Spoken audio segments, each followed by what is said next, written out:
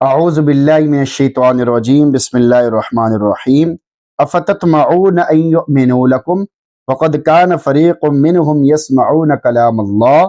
ثم یحرفونہ من بعد ما عقلوہ وہم یعلمون۔ سورۃ البقرہ آیت نمبر 75۔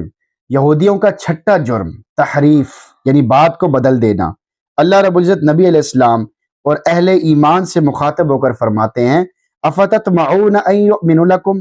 کیا تمہیں امید ہے کہ یہود تمہارے کہنے پر ایمان لے آئیں گے؟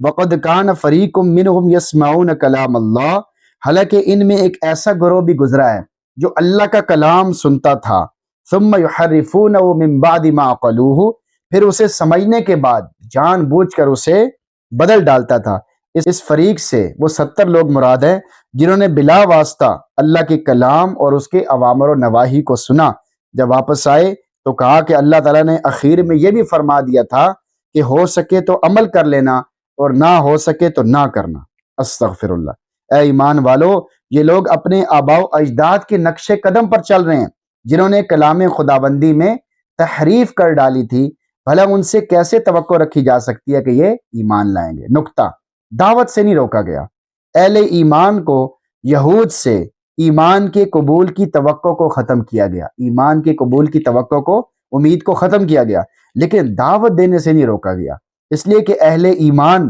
دعوت دینے پر مامور ہیں۔ مامور یعنی حکم دیا گیا، یہ ذمہ داری ہے، یہ ہماری ذمہ داری ہے۔ اللہ نے اس امت کو بہترین امت بنایا، اس امت کی ذمہ داری ہے کہ یہ دعوت دیں گے۔ اب اگلا مانے یا نہ مانے، مسلمان اس کے ذمہ دار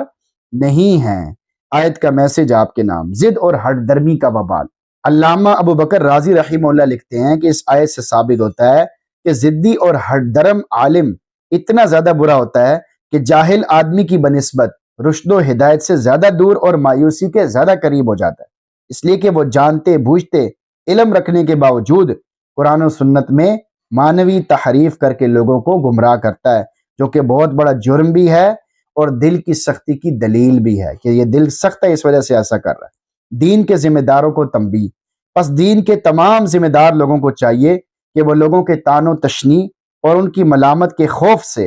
حق اور حقیقت پر پردہ